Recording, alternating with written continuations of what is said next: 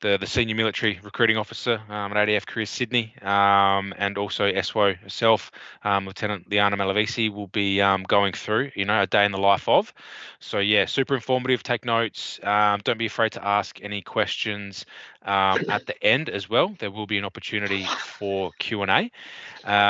Before we do get into it, though, I guess by way of introduction for myself, if you've got SWO as your first preference, we would have spoken previously. But for anybody else, my name's Paul. I'm the national recruiter for SWOs. So yeah, helping to facilitate these info sessions. And I just kindly ask that you ensure that all your microphones are on mute. And if there's any questions relating to your application and process, please just hit me up privately. We'll keep this session purely for information. So on that note, I'll hand over to Lieutenant Malvisi, and we'll get into it. Thanks, Paul. Hi, everyone. Like Paul said, my name's Liana. I'm currently the Senior Military Recruiting Officer at ADF Careers here in Sydney. I've been with ADF Careers for 18 months, but like Paul said, I am a Surface Warfare Officer by trade. So just a bit about me. Joined the Navy 10.5 years ago through the Australian Defence Force Academy. So I came in straight as a fresh 18-year-old, did NEOC, and then went to ADFA and studied a Bachelor of Business. Finished that at the end of 2018, and then went on and completed my Maritime Warfare Officers course for the following 18 months post ADFA. And then I posted to HMAS Brisbane, one of our destroyers based out of Sydney, for my consolidation posting as an Officer of the Watch. Love that posting, found it really rewarding, and then subsequently posted to some higher headquarters positions in operational headquarters down in Canberra, and then our fleet headquarters in Sydney, before posting to ADF Careers 18 months ago. So I guess bit of a different pathway for me as a SWO, but have really loved and enjoyed my career to date. And I think being an Officer of the Watch is definitely really rewarding. Just to kind of, talk to you about how this session will run is hopefully I'll talk for about half an hour, or hopefully, actually, ideally, I'd like to talk for a bit less, but we'll see how we go. What I'll cover is a bit of a day in the life. So the SWO role can be, in my opinion, a bit of a kind of enigma a little bit in terms of our role is quite varied, and so I hope that by providing a bit of a day in the life when you're posted to a ship, so when the ship's at sea and when the ship's alongside, I can hope to demystify the role of a surface warfare officer, so you can really understand what the day-to-day life will be as a surface warfare officer in the Navy, and I'll focus that on the first posting out of training, which is your Officer of the Watch time. Following that, so we'll go through a few of the day in the lives, depending on what the ship's doing. I'll then talk about the training continuum. So we'll talk about the Maritime Warfare Officers course, what you can expect to cover in that course, and how it's broken down. And then I'll briefly touch on some career progression. So I guess what your career looks like depending on what avenue of surface warfare officer you are, and how you can kind of diversify your career moving forward. Spend more time kind of at the start of the career rather than talk about that. And then at the end of the session, I'll open it up for questions. Like Paul said, happy to answer any kind of question that you have. My aim here is to demystify the role of a surface warfare officer by providing you that information, I guess, from firsthand experience. But I do ask that we keep application specific questions to outside of this session. So speak to your recruiter or your military mentor if you have any specific questions, because I don't have your candidate portfolios up today. So generic questions, happy to answer, but just ask to keep your personal questions about your specific application to after the session. Cool. So I'll just submit this last person and then I'll get started. So At the completion of the Maritime Warfare Officers course, you are considered by Navy as part of our trained force. So you're fully qualified to do your job, or your primary qualification as a surface warfare officer. You'll At this point in your timeline or your career, you get posted to a ship, usually a major fleet unit, so one that's based out.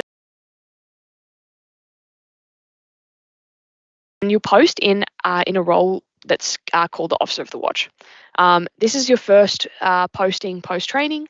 It's where you learn your job, and you actually get to do it for real for the first time. And part of that is little bit of consolidation on the job training to consolidate what you've learned in a simulated environment while you're on course, and be one of the ship's officers of the watch that's posted to the ship. So like I said, there's a few different days in the life that I'll cover. So when you are posted to a ship, you are part of what we call ship's company. So depending on the size of the ship, LHDs or our landing helicopter docks would have a bigger crew than our destroyers. So what I was based on, we have about 160, which can surge to about 200 when we deploy, right down to FFHs, which have a little bit less. So the complement of the crew changes depending on what ship that you're posted to.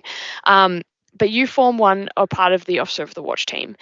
Generally speaking, there's a minimum of 3 officers of the watch, and I say the worst watch routine. And what I mean by that is like this affords you the least amount of time off when the ship's at sea.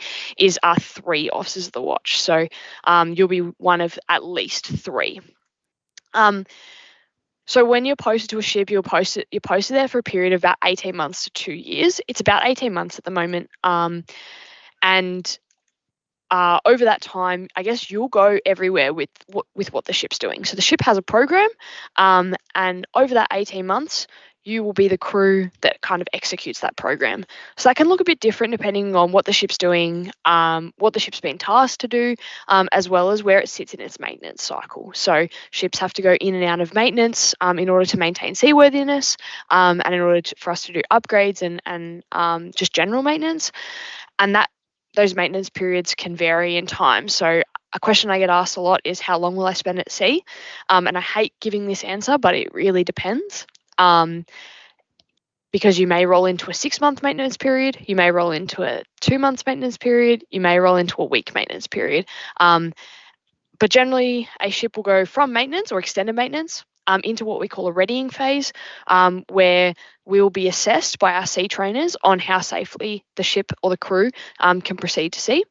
We'll do our workups and work up to mission readiness, and then operational readiness, which allows that ship to be deployed on or off the Australian station. So that's either within Australian waters or internationally, and usually that's on exercises or operations.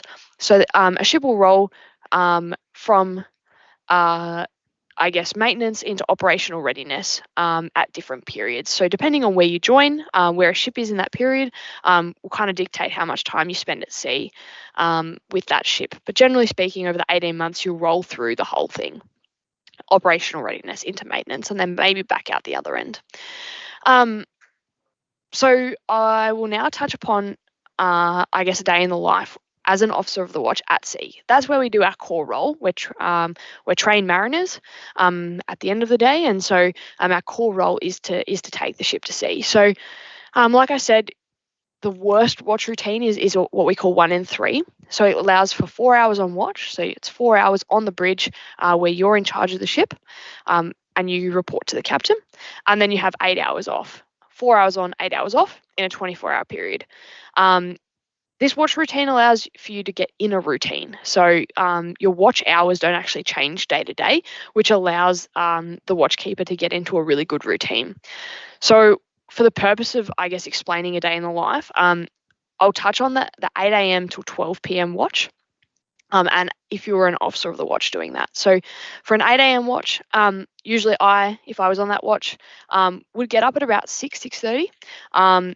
I'd do my morning routine, have some breakfast, do what I needed to get myself ready for the day and ready for watch. At about 7, 7:15, I'd start looking at commencing my handover. And so what that looks like is, as an officer of the watch, I'm ultimately responsible for to the captain for the safety and operational capability of the ship whilst I am on watch. And so part of that is understanding exactly what's happening at sea at any point in time. So my first point of call is to go down into the machinery control room and speak to our technicians who are on watch. And they'll tell me things like the state of the plant, so what kind of engines we've got online, where our electrical power is being generated from, what diesel generators we have online, any defects with the plant. So I need to be aware of what potential defects we have because that may impact our operational capability, as well as any planned maintenance that might be coming up as well that I might encounter on my watch.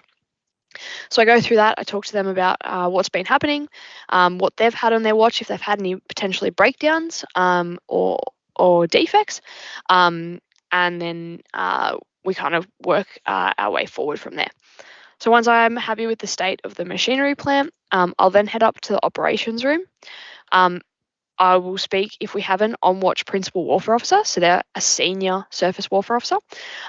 If we have a PWO on watch, I'll talk to them about the operational picture, talk to them about what we need to achieve. But then I'll also speak to a lot of the sailors in the ops room. So I'll speak to our combat systems operators who monitor our radar systems and our radar suite. They'll be able to tell me who's in the local area, so what other warships we might be operating with, where they are in proximity to our ship, but also where some merchant vessels are or civilian traffic is in the area. I'll do this. I'll go and get an ops picture in the operations room, and once I'm happy with that, I'll then proceed to the bridge where I'll do my handover with the offgoing officer of the watch. So I'm the incoming officer of the watch. That handover, first of all, our responsibility is navigational safety. And so part of that handover is understanding where the ship is in the ocean using our electronic charting system. So I will confirm our position on the electronic chart to ensure that I'm happy that the GPS and all of our navigational aids are correct in depicting our position and that we actually are safe.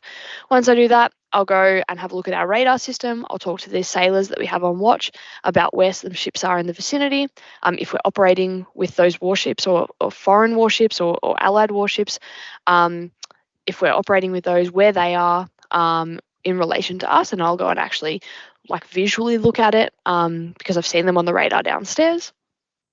And then I will do a handover with the officer of the watch about what's been happening in the previous 4 hours, and then what I need to do for the next 4 hours, and hand over some things there. That handover usually takes anywhere between 15 minutes to half an hour, depending on how busy the ship is.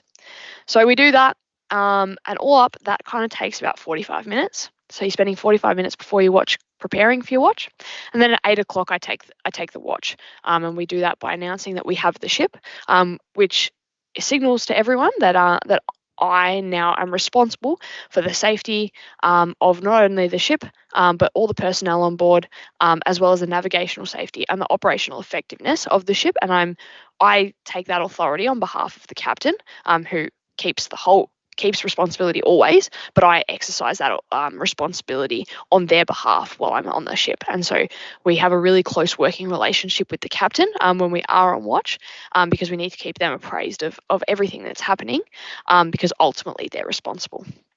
So I guess for the purpose of describing what a watch looks like or what an officer of the watch might encounter or do on a watch, I will explain an evolution. So for example, I took over the watch at 8, and for that day, we're going to do a replenishment at sea later in the early afternoon. But straight off the bat, we have some sea boat drills. So that's to train our bosuns in driving our ribs in seagoing environments. So part of that is to keep their currency.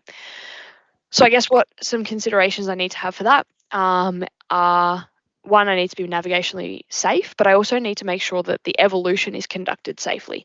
So every half an hour, I'm maintaining my navigational safety. I'm also monitoring the ships in the vicinity to make sure that we don't put ourselves at risk of collision with any of those ships.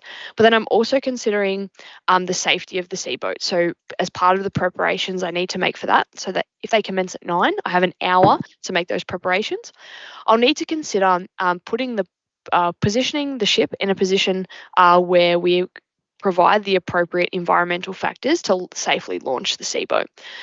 So you can imagine wind and swell play a massive role in making, or I guess in making that evolution difficult or more dangerous.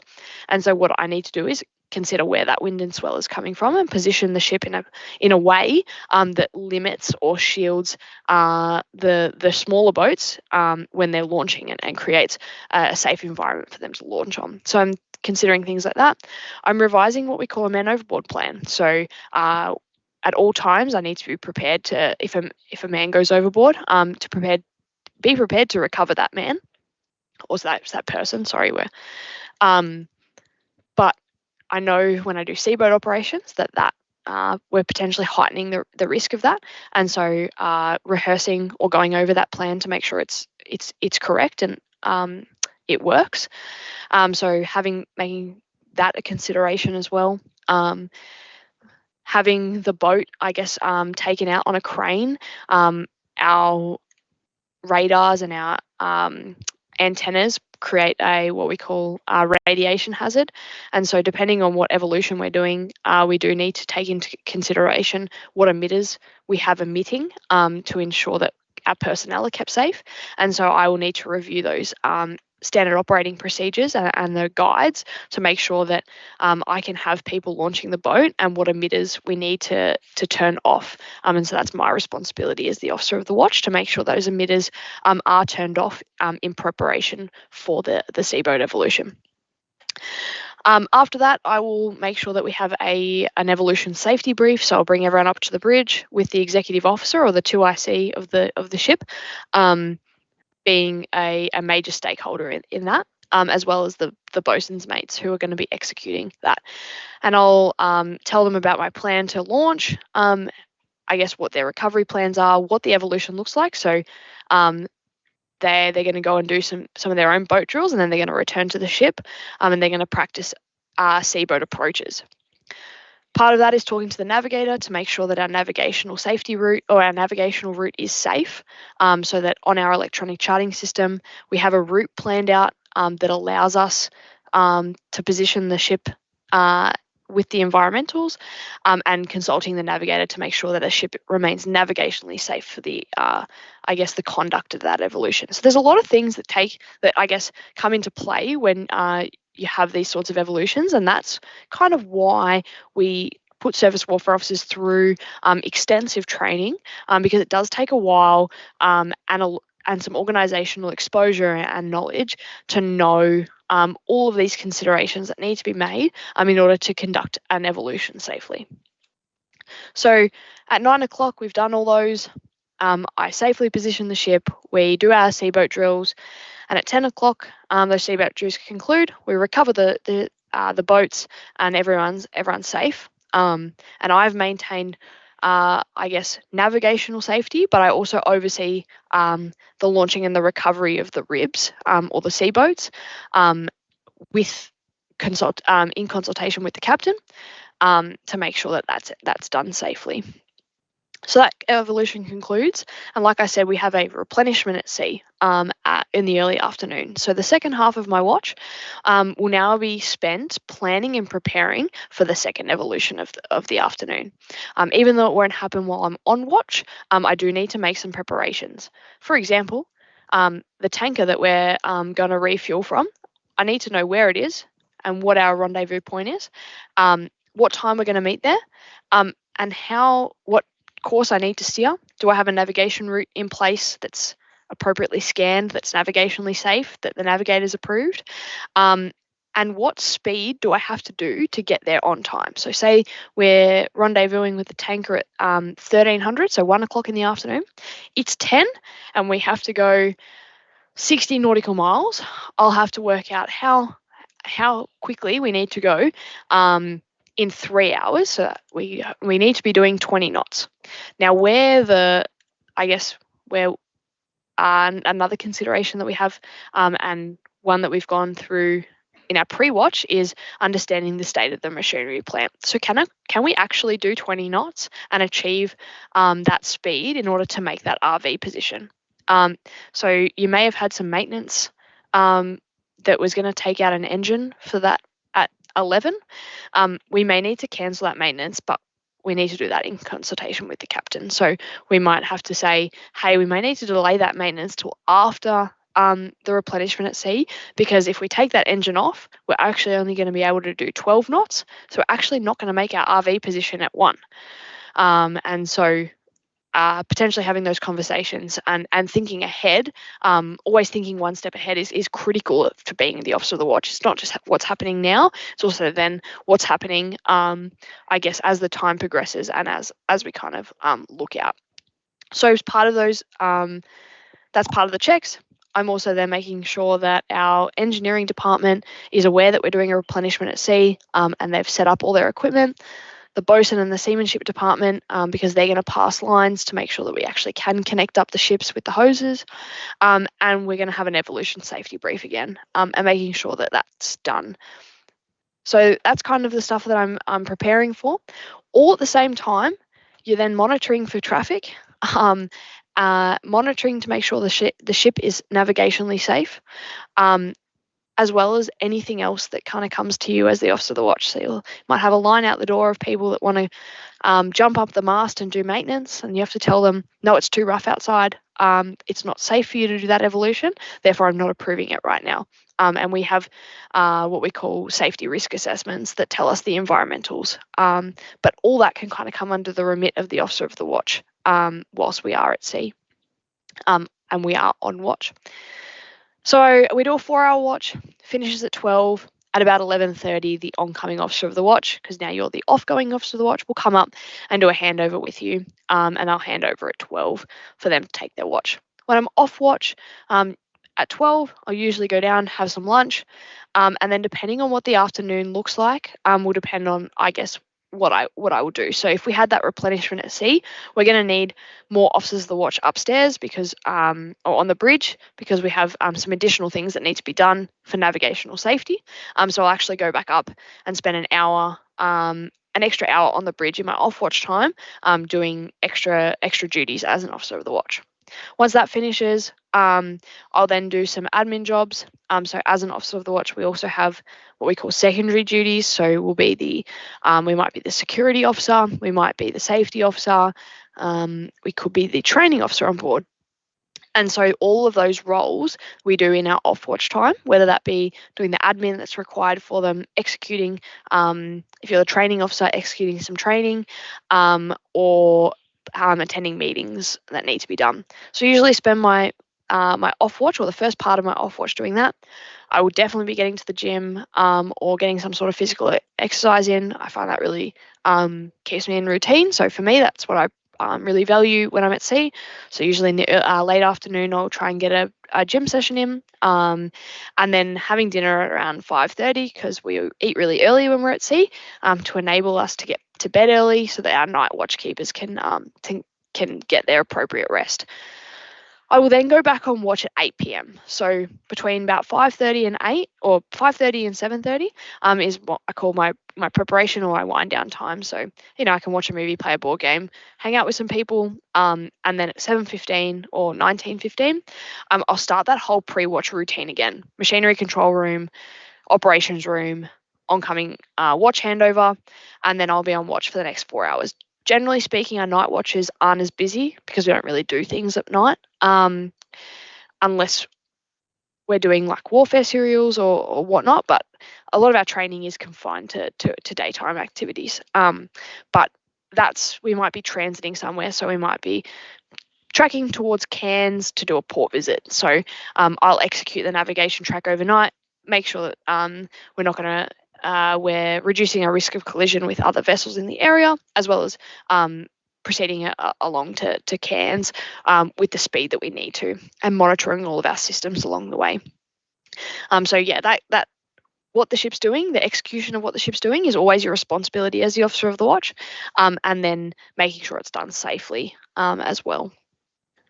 come off watch at midnight, and then for the next off watch period is usually my rest time. So come off watch at midnight, usually in bed 12:30, quarter to 1, and then I'll sleep till about 6:30, and then I'll get up and do that whole routine again the next day. So that's a benefit of being in 1 in 3. If you have extra people or extra officers of the watch, your on watch time may be reduced to say 3 hours, and you'll actually get a little bit more time off watch. But that's really dependent on how many of you there are. So that's kind of a day in the life when you're at sea. When we're alongside, or when the ship's alongside, it can either be alongside in what we call home port, so where it's home ported, or in a different port, whether that be in a domestic port or an international port on a port visit. Port visits are usually really fun. Generally speaking, we'll get some time for rest, or some an opportunity to go on leave, so not work, which is really fun. But I guess as an officer of the watch and as a Navy officer on board a ship, as a junior officer, sorry, you'll have to fulfill a duty called the Officer of the Day duty. And that's not just limited to surface warfare officers, it's also logistics officers, pilots, engineer officers. It's all the junior officers. And your duty is a 24-hour duty when you're alongside, and you're responsible for the safety, the security of the ship and the 16 people that you have on duty watch, who will be your team, and you're responsible for, I guess, attending to any emergencies on board, any security incidents, etc. We still need to do those when we're in foreign port, and we keep those duties when we're in home port as well. In home port, you're probably keeping about 3 a month, so they can be on weekends or weekdays, but they're a 24-hour duty, 7 to 7. When we are alongside in home port, our days are spent more doing those secondary duties that I mentioned earlier, and our days are spent more attending meetings and doing the planning for those. But we do get the opportunity to go out to our simulated environment to make sure that our skills for being an officer of the watch stay current, and that we can, do some mock-up scenarios and put ourselves through the paces to make sure that our skills maintain current when we're not at sea. So that's kind of a day in the life at sea and ashore. I didn't forget to mention that when we are, I guess, alongside, or the ship is in home port, you go to work like you would a normal kind of like 7 to 4 job, but you rock up to work on the ship. So you have a desk, or you have a computer, you have a workplace, and you'll attend like a normal job. It'll just be on a ship rather than in an office. So that's a key difference. And then, like I said, about 3 times a month you'll have to stay overnight and keep duty for that. So that kind of, like I said, touches on a day in the life as an officer of the watch. That's the first posting that you'll do post MWOC. If you are doing, or like for the Maritime Warfare Officers course, like I said, it is a 2-year course. It's broken into 4 stages. So the first couple of stages, it builds up, but the first stage is intro to being a mariner, and learning what we call rules of the road, which is kind of your bread and butter as an officer of the watch to avoid collision. So it's the international regulations for preventing collisions at sea. If you haven't looked it up, look it up. It's a yay thick book, and pretty much by the end of the 2 years, you'll know it all verbatim, word for word, and be able to recite those rules. And then as you progress through the course, you'll learn how to apply them in a simulated environment, and then when you're out at sea as well. So rules of the road become your bread and butter. General mariner skills, so like buoys and buoyage systems and navigation, our electronic charting system, you'll be taught how to use that. You'll also be taught, I guess, who's who in the zoo from a Navy perspective. So an opportunity to understand who's at sea, all the different jobs, and how, I guess, what they do on a day-to-day basis, because obviously you're responsible for the safety of all personnel on board. And so understanding, what the chefs do and what the stores persons do is really important as well. So like I said, the first 2 stages kind of cover that general mariner skills, and then you'll jump into a simulated environment where you can put your skills into practice as being an officer of the watch, but in a really safe environment that's simulated. There is a 6-month sea training phase in there where you'll go to sea on a ship and have the opportunity to I guess put those skills that you've learned in practice and shadow a trained officer of the watch or a trained surface warfare officer, and you'll spend 6 months doing a task book full of all different sorts of jobs. And then the last phase of the state, or this last stage of training, is the warfare phase. So we've taught you how to be a mariner, how to drive a ship, how to navigate a ship. We then put a warfare overlay onto it at the end, where we include flying as well. So a lot of our ships have uh, helicopters embarked. So learning how to launch and recover a helicopter. And then we'll put a warfare display. So we teach you how to drive the ship, how to navigate the ship, and then we teach you how to do all of that in a warfare environment, which is ultimately what we're employed to do in the Navy. And once you finish that, you'll be awarded your bridge warfare certificate or bridge watchkeeping certificate. And then, like I said, you're fully qualified. And as a surface warfare officer, you go off and do your Officer of the Watch training and practice, consolidation. 18 months, and then you have the opportunity to keep progressing as a surface warfare officer. So as a surface warfare officer, you have kind of two main streams. One is the navigation path, so you can to be a navigating officer, and the other is to be a warfare officer. Now, I touched on both of those roles briefly when I spoke about a day in the life. So the first one is the principal warfare officer.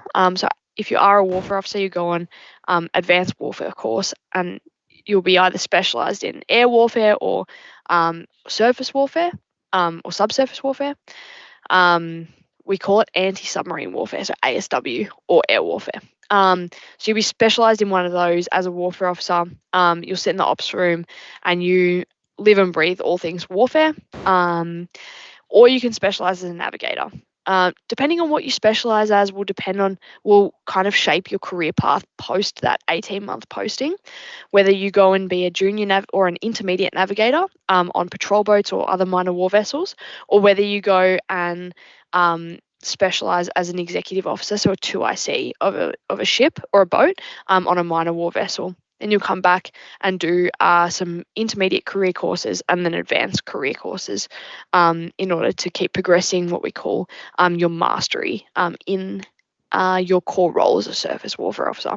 So that's kind of your career progression. I kind of didn't take that path. I kind of chose a slightly different path, but the way it works now is that after that officer watch consolidation, you'll then need to go back to sea and do what we call intermediate consolidation. So as a navigator or as a executive officer. And then once that's done, you'll then do advanced course and then go back to sea again. So the surface warfare officer role does include a lot of sea time, and it is required. It's the only, I guess, it's the only job in the Navy that will qualify you to be a captain of a ship. And therefore the time at sea and consolidating and understanding what it is to be at sea and sets you up, or needs to set you up well to be a captain further down the line. That advanced course, so that to be truly a specialist as a navigator or as a warfare officer, probably comes around 6 or 7 years after you are fully qualified. So you're looking at about 10 years in the Navy before you will kind of hit that advanced course level. So I think I've spoken enough, and I do want to open the floor to questions. I know I went through that super quickly, and sometimes I don't realize it, but I do use acronyms or I guess gloss over things that make sense to me but may not make sense to you. So if you do have any questions about that, or you don't quite understand something I've spoken about, please ask me a question. Otherwise, happy to open up the floor now to any either general questions you have about surface warfare officer role or any questions you have around what I've just said. Yeah, I've got a question. How much interaction do you have with the P8 Poseidon? Depending on what ship you are on, you may actually have a little bit. So we, being on a destroyer, we actually worked with the P8s a lot because they are an anti-submarine warfare platform. So whenever we are doing anti-submarine warfare operations or exercises, we do have a P8 on station that the PWO is mainly controlling or speaking to. So as the warfare officer during an anti-submarine warfare exercise, it is the warfare officer in the ops room that is going to be liaising with that P8 and getting information from them around what that warfare picture looks like. But essentially the P8 will can drop all sorts of kind of bits of equipment to help us locate this. 37. Yeah, I know. Sorry? It's a weaponized 737. Yeah.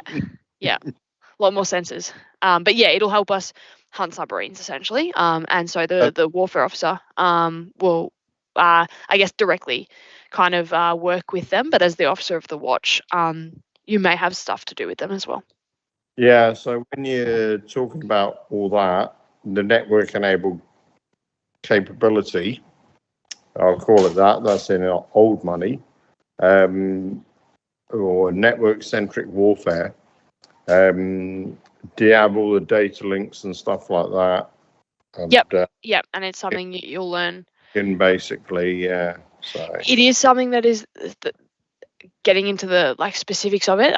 I guess that is something that's touched upon more in that advanced kind of warfare course. But I do know of them, or I understand what's going on and who's talking to who on what kind of links and whatnot at an officer of the watch level. So it's something that you're introduced to at a junior level, and that you keep building that experience and that exposure up as you move into that advanced level where you become the subject matter expert in it. And I do have sailors that's job it is to maintain those networks.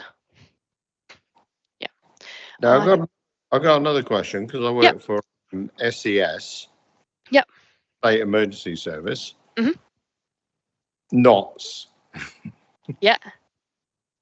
Do you have to know your knots as a warfare officer? Do you have to know them? I mean, once upon a time, I used to know them. Look, it is something that's covered like in the beginning of your training. To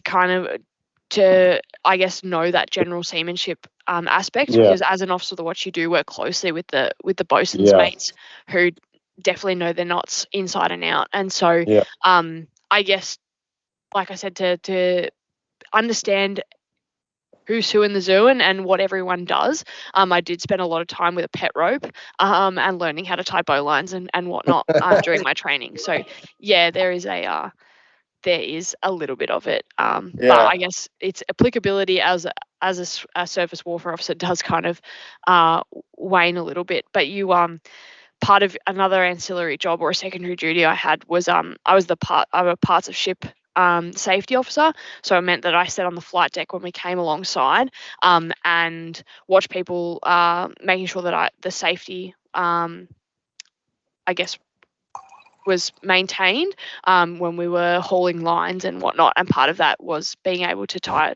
knots and so I guess like overseeing that. Yeah.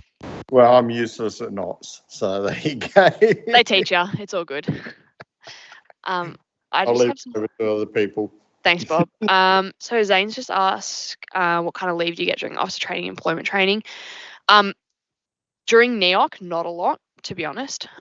Weekends after your initial training period, so the first 4 weeks, you get weekends off, public holidays off, but there's no designated leave blocks in that 18 weeks. During employment training, there are some designated leave blocks, so there may be a week or two, but at what stage they come up is really dependent on the course program and what they're able to kind of get in. There is a lot to learn in the 2 years, but generally, obviously the 2 years falls over what we call reduced staffing period. So over Christmas, New Year, you generally get 3 to 4 weeks over that period, and then you may get sporadic weeks here and there between courses or before going to sea and whatnot. So they're not defined, but there are opportunities to take leave in those periods in those 2 years. They don't just there are opportunities for respite.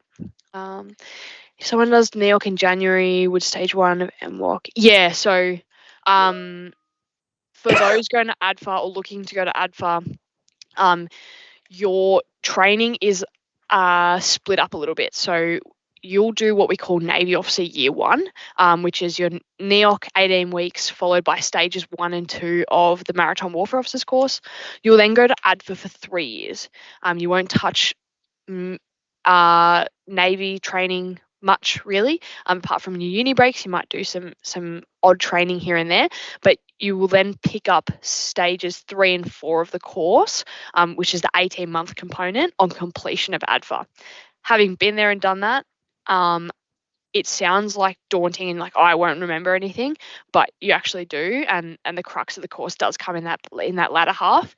So you definitely, there is a lot of training towards the end of ADFA to get you prepared to go back into that course, and most people, 98% of people, do so without a hitch. So yeah. How many days you spend with your family? You're practically living on the ship for many months. Management. So again, I don't like saying it depends, but it really depends on how much time you do get to spend. So for example, last year, one of the destroyers spent maybe like the first 6 months of the year in a maintenance period or in an operational readiness period. So they spent kind of the first couple of months, 4 months of the year alongside. So they were just going to work 7 a.m. till 4 p.m. every day. And like I said, they would do 24-hour duties 3 times a month. But other than that, they were going home every night. They could take leave if the ship's program permitted. Otherwise, they were going to sea for maybe 2 weeks or Monday to Friday while they're doing their certification. Then they actually deployed for 6 months. That 6 months, they went off and did an exercise off the east coast of Australia for, I think it was like 3 or 4 weeks. They came back for a weekend. They went out for another 2 weeks and did another exercise. They came back for a defect rectification period for a week, and then they deployed for 4 months. And then they tacked on an exercise onto the front of that deployment. So they went up north, did an exercise for 3 weeks, and then deployed internationally from there. So it kind of depends on what it looks like. Another ship sat in maintenance for 8 months of last year. So it really, really depends on what ship you're on and what stage of the cycle that they're on. And if it's operational, then you're going to probably spend a lot more time away than if a ship's in maintenance. But then the next year, it could be completely swapped. So it really depends on how much time you spend at home. But when we are alongside home port, you do get to go home every night unless you're duty.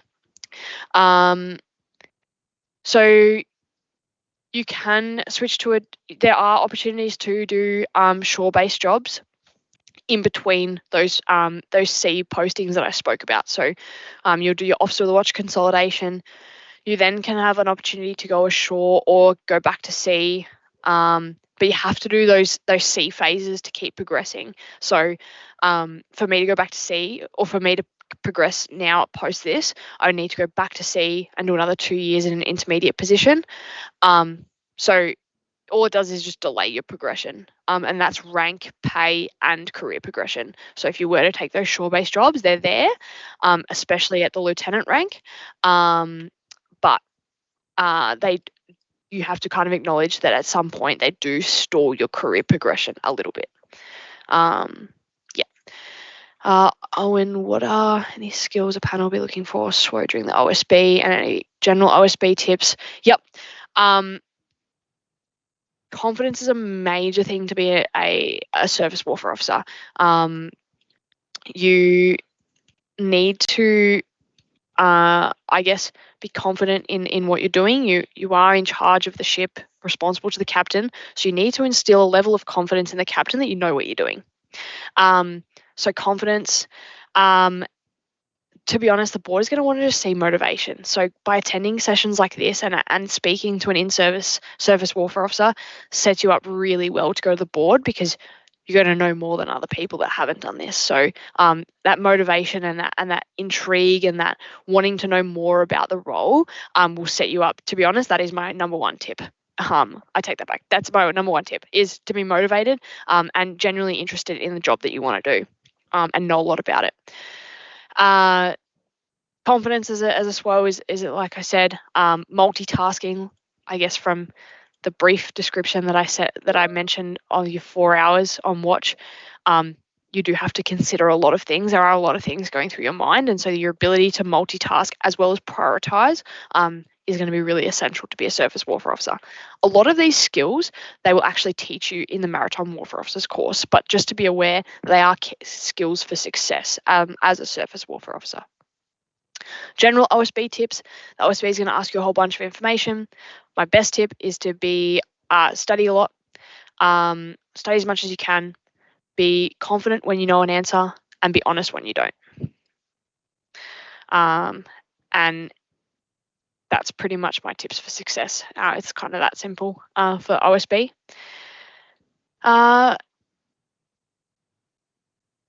Basil, I think I touched with family life in the previous response. There is a lot of people I serve with do have families, and there is a chance to take leave. When you are posted to a ship, you accrue 35 days of annual leave a year, as opposed to 25 when you're not posted to a ship. But you also get paid more because a lot more is expected of you and you spend a lot more time away. So it's kind of balanced. You do get more leave. And so there is time, and there are a lot of people with families. I guess it's part of it. One of those things about being in the Navy is that we do spend a lot of time away. And I guess your career manager is always there to kind of help plan your career around your family commitments to a degree. So obviously balancing service need as well as your own personal needs as well.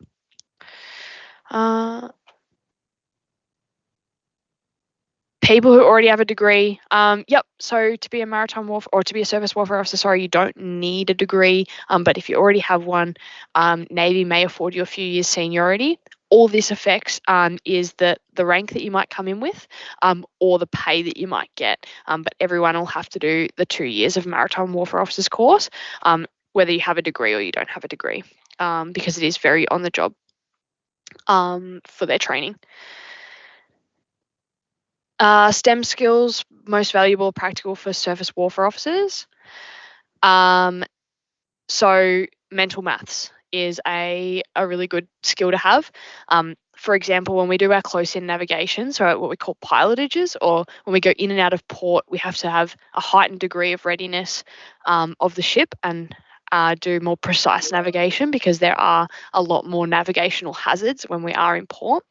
But for example, when we run in, when we do our pilotage into Sydney Harbour, we'll run off at what we call a head mark, and that tells us where we are for our track. So just for anyone that's interested in awareness, we use that head mark to determine where we are situated and if we're safe. So if the head mark is 3 nautical miles away, well, we use a degree system. So if we're 1 degree off, so if the head mark's supposed to bear true north, so 0, 0, 0, and we're 1 degree off at 1 nautical mile, I'll be 33 yards off track. So if we're then 3 nautical miles and we're 1 degree, we're going to be 100 yards off track. And whether that's high or low will tell you if you're port or starboard of track. So things like that, you need to be able to do quick maths to be like, okay, that bears 0, 0, 1, so I'm 1 degree high. I know it's high, so I'm going to be port of track. I know it's 3 nautical miles away, so you are constantly reporting to the captain. Captain, sir, officer of the watch. Currently, my head mark bears 001. Therefore, I assess I'm 100 yards port of track safe, and I'm steering in 3 degrees to maintain my course or to regain my course. The captain will be like, yeah, sweet, no worries. So it's that kind of mental math stuff that we need to be able to do quickly and on the fly without a piece of paper to know how far off track we are to assess our navigational safety. And there is different sorts of formulas that we get taught as well to do that for all different sorts of scenarios. Shafiq, I guess you are talking to an in-service surface warfare officer. So if you do have any other questions, please chuck them in the chat. There are a lot of candidates, and so I used to do one-on-one calls, but I guess doing this for 30 people means that I can deliver the same information 30 times over in the 1 hour session. So if you do have any other questions after the session, you have Paul's email. Throw Paul an email with all your questions and I can get back to them in written form when I have the chance. Can I ask one question? Yeah. What about if we have maritime study and lots of experience in the sea? Can we shorten the training in 2 years? I'm not in a position to answer that, but I would say I've never seen someone do it. Okay. Yeah. Even if we have an MSAT ticket. Because a lot of the training is that warfare layer on top of and the Navy specific way of doing things. Like for example, like I have no recognized qualification. I can't, apart from a boat license, I can't go and drive a merchant vessel. So I would have to do bridging courses and whatnot. So a lot of our training is very Navy specific, but it would be up to Navy to assess your qualifications specifically. But I've actually personally never seen it done unless someone's come from another Navy. So I don't have the answer for you, unfortunately, because it's Navy's decision. Yeah.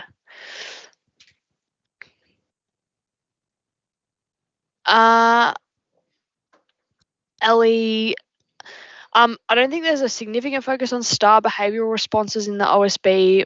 Mainly, one thing I did actually forget to mention for the OSB is they're going to ask your understanding of leadership because you are applying to be a naval officer. My best piece of advice is to think about someone in your life or someone you've encountered throughout your life that's a good leader, and then who you think is a bad leader, and be able to tell the board why you think that they're a good or bad leader. The reason I say that is because I think it allows you, or it gives you the ability to convey to the board that you can conceptualize leadership. So not only from what you've read online about leadership styles or leadership in more broadly, but you can actually contextualize it and be like, that's a good leader because they do X, Y, and Z. And you can apply it in a real world. So not so much star. I mean, you might be able to use it to answer questions. So by all means, if that's something you're interested in looking at, have a look at it, but you probably won't be asked directly about it. The ancillary duties available to SWOs, heaps of different ones depending on the ship that you're on. But you can be a boarding officer, you can be a safety officer, you can be a security officer, you can be the training officer, you can be the assistant operations officer, you can be the assistant executive officer. I think that's the main. You can be the ship's diving officer. They're the main ones. And a key thing is that we a lot of the time don't get to pick. We kind of inherit things as we post in, and we're identified for roles when we're just a name on a sheet before we post in. So they're definitely something you can, if you are really interested in doing, you can go after. But a lot of the time they're just given to us in a big old pile when we post into a ship. But yeah. Any additional testing required, or can I expect extra stuff from a pilot view? Do you mean the additional testing that we run you through at ADF Careers, Bob?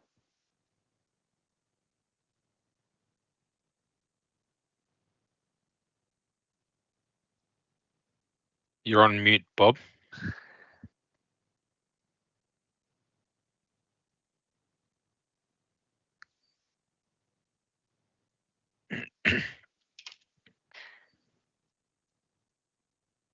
I think you're still on mute.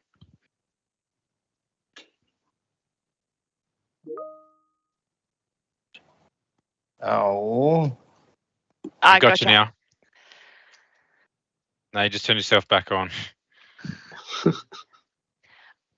I'll just, after your additional testing or verification testing after your career coaching session, we more than likely won't get you to do any sort of further testing for the surface warfare officer role. That's kind of encompassed in the additional verification testing that you'll do after the CCIV.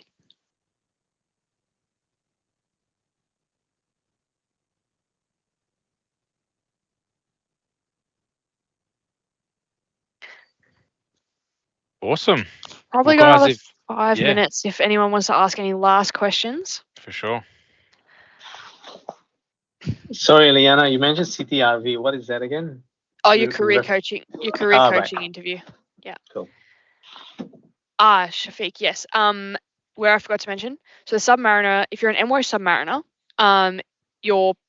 there's a slight difference in terms of you'll do most of the 2-year Maritime Warfare Officers course, but I think the last maybe like 2 months of it, 3 months of it, you'll actually then start or go over to sub school in the West. So you don't actually finish the Maritime Warfare Officers course. You'll actually finish 3 months earlier and go across and do sub school, and then post to a submarine to do consolidation to get your dolphins, or to make you a fully qualified submariner. And then the difference is that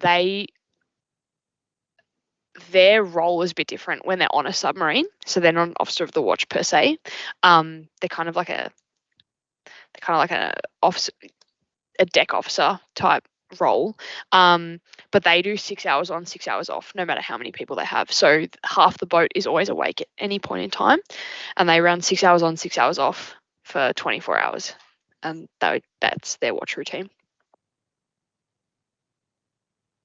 Just to be clear, the submariner role is not a sub-specialization of a SWO role. It's two different roles. Yeah, it is. So they both do Maritime Warfare Officers course. But like I said, the sub guys will go over to sub school, and then there's a whole other career continuum to be a submariner. So they'll be like an officer of the deck type equivalent. Then they'll go and do their navigation course, and then they'll come back as a navigator, and then they'll specialize further from there into like intermediate and advanced. But they won't necessarily follow the surface warfare officer path. They're very specialized as submariners. So that's what you mean when they go and get their dolphins. That's the kind of like pathway for them. Yeah.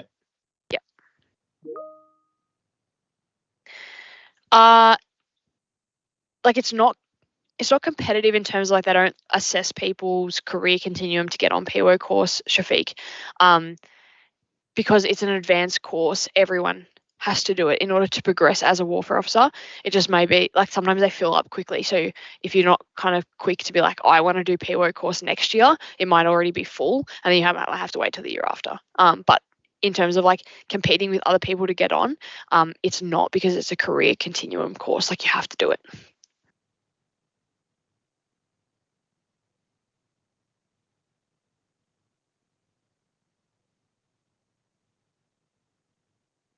Cool. Cool. Yeah. Any more, guys? We've got a couple minutes left, so if not, yeah, we can wrap it up there. And yeah, thank you as always, Liana, for taking the time to go through and providing us with this info. Yeah, super valuable. So yeah, any further questions about the role or application process? Yeah, don't hesitate to reply to the invite email that I sent out. You've got all my details. Happy to either forward any role specific questions onto Liana to get answers for you. So yeah, if there's nothing else, guys, enjoy the rest of your Arvo, and thanks for attending. Thanks, Liana. Thanks, Paul. Thanks all. Yeah, if you have any questions, let me know.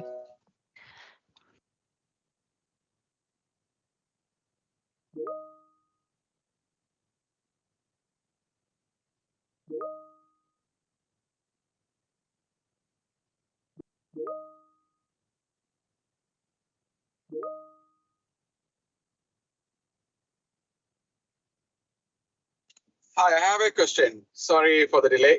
That's all right. It's just like during the initial military training, does the Navy help us to to pass the sim test, or we need to go practice before that, like joining the initial military training? I would say so. I think they can give you some training. I guess it would be easier for you if you did have a little bit of training, or at least feel comfortable in the water before you went there.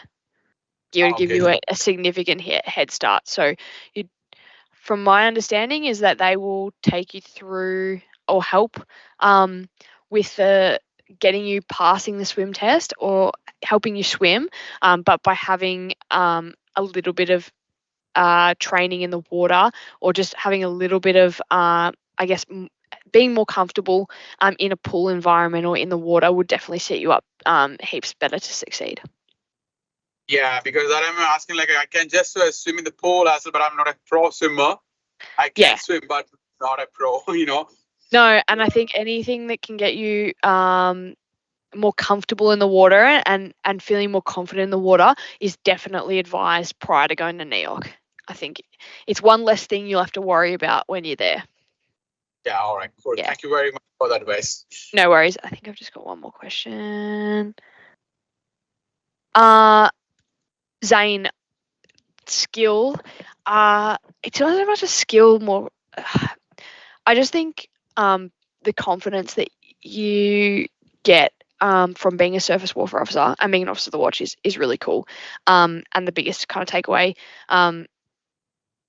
you kind of have to be confident. It's the only way you're going to build trust in not only people, but like when you're an officer of the watch and you're doing night watches, the rest of the shift's asleep, and having that confidence, or building that confidence in order to build that trust that the captain goes, yep, like this person knows what they're doing, and I can sleep soundly knowing that they're going to call me if they don't know what they're doing, or they encounter a situation that they don't know, but they're not going to crash into anything, and they're going to operate the ship safely while I'm asleep.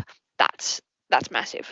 And it's one of the very few roles in the ADF that affords you the responsibility, or the such great responsibility at such a junior rank. Yeah. I hope that answers your question. No worries, Zane. Thanks for attending, mate, for sure. Awesome. Thanks, Zane. Cool. Just gonna